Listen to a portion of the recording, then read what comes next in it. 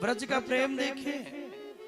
वृंदावन में प्रवेश करते ही ब्रज के कांटों ने उद्धव के पीताम्बर को पकड़ लिया और उन कांटों ने कहा, उद्धव ज्ञान के मार्ग से हम तुम्हें वृंदावन में प्रवेश नहीं दे सकते, क्योंकि वृंदावन में ज्ञान वैराग्य का प्रवेश नहीं होता। वो बूढ़े बन के आज भी लेटे हैं। वृंदावन तो प्रेम की नगरी है, कोई प्रेम लेके आए उसको प्रवेश मिल जाता है। दो बूंद आंसू जो भगवान के लिए गिरा दे उसको वृंदावन में वास मिल जाता है, उसे वृंदावन में वास मिल जाता है। आज उद्धव जी के पीताम्बर को कांटों ने पकड़ लिया। विचार करने लगे उद्धव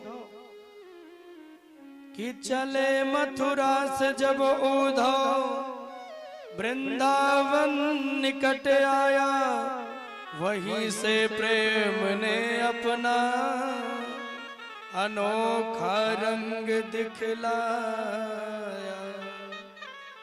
उलझ कर वस्त्र में कांटे लगे उद्धव को समझाने, तुम्हारा ज्ञान पर्दा फाड़ दे, हम प्रेम दीवाने। आप ज्ञान लेके नहीं जा सकते। उद्धव ने पीताम्बर को छुड़ाया, नेत्र भर गए, आगे बढ़ते गए। एक एक पग वृंदावन में रखते हैं, कृष्ण राधा का नाम दिखाई देता है। उद्धव ने देखा जब से वृंदावन को कन्हैया छोड़ के चले गए, गायें लेटी हैं, दूध नहीं दे रही हैं। गायों के खाने के लिए भोजन चारा डाल दिया गया है, लेकिन उस ओर वो देख ही नहीं रही हैं। गाय के बछड़े भूख से बिलख रहे हैं, लेकिन कृष्ण की याद में अपनी मैया का दूध ही नहीं पी रहे हैं। बछड़े कहते हैं, मैया मैं दूध कैसे पीऊं, जिस दूध को पीने के लिए हमारे श्याम सुंदर आते थे, पहले वो दूध पीते थे और जो बचता था वो मैं पीता था। आज वो हमें छोड़ गए, अब उनकी याद आ रही है, मैं कैसे दूध पी लूं।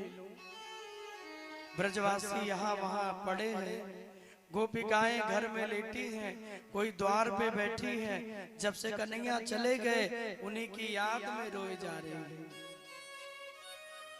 जब से वो चले गए उन्हीं की याद में बैठी हैं। किसी के आंसू उसके आंख में सूख गए हैं, पलकें गिरना बंद हो गई हैं, बस कृष्ण की राह देख रही है। और मैया यशोदा जिनके बेटे हैं कन्हैया, आज कमरों में लेटी है। कई दिन हो गए न भोजन किया है न जल पिया। जब से कन्हैया चले गए मैया ने अन्न नहीं ग्रहण किया है। माँ को लगता है कहीं देवकी जी को पाकर मेरा पुत्र मुझे न भूल जाए। जब जाते हुए भगवान ने समझाया था, मैया 2 दिन की बात है, आज और कल, परसों में आ जाऊंगा। मैया ने कहा, लाला तू परसों की बातें कर रहा है, तेरे बिना एक पल निकालना मुश्किल हो गया है। ऐसे लग रहा है कि वर्षों बीत गए, श्याम नहीं आए। श्री राधा जी की ओर देखा, जैसे मानो कोई मंदिर में मूर्ति बैठी हो, ना सांसें चल रही हो, ना पलकें गिर रही हैं, ना आंसू बह रहे हैं। एक मूर्तिमान होके राधा जी बैठे। जब से कन्हैया चले गए हैं, ब्रज के पशु पक्षियों ने जल नहीं पिया, ब्रज के पक्षियों ने अन्न का दाना नहीं ग्रहण किया है।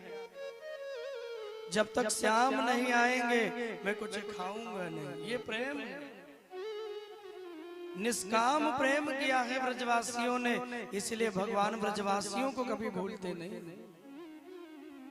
उनसे उनका अलौकिक प्रेम है। आज उद्धव जी आए, और जब उद्धव आए गोपिकाओं ने देखा, मैया यशोदा ने देखा, राधा रानी ने देखा, सबको लगा दूर से देखकर मानो मेरा कन्हैया आ गया। वही पगड़ी, वही पीताम्बर, वही रूप स्वरूप, वही रथ। हाँ, मैया दौड़ी, भागी, मेरो लाला, मेरो कन्हैया आए गयो। यहाँ से राधिका जी दौड़ी, यहाँ से गोपिकाएं दौड़ी। मानो किसी मरे हुए व्यक्ति में प्राण आ गया, सब ऐसे भाग रहे हैं। धाये धाम काम सब त्यागे, मनहु रंक निधि लूटन लागे। कितना प्यारा वर्णन किया है। अपने काम को धाम को छोड़कर कृष्ण को पाने के लिए भाग गए हैं। मानो जैसे किसी भिखारी को खजाना मिल गया हो, किसी अंधे को नेत्र मिल गया हो, किसी गूंगे को बाड़ी मिल गई हो, ऐसे भाग रहे हैं। मनहु रंक निधि लूटन लागे। दौड़े दौड़े आए, पास में पहुंचे, मैया फिर रोने लगी। राधिका जी उदास हो गई। उद्धव जी को देखकर कहा, आप आए मेरे श्याम को क्यों नहीं लाए? हे उद्धव जी, मेरे प्रभु कब आएंगे, मेरे कन्हैया कब आएंगे? सब रोने लगे। उद्धव देख करके विचार कर, ये हो क्या रहा है?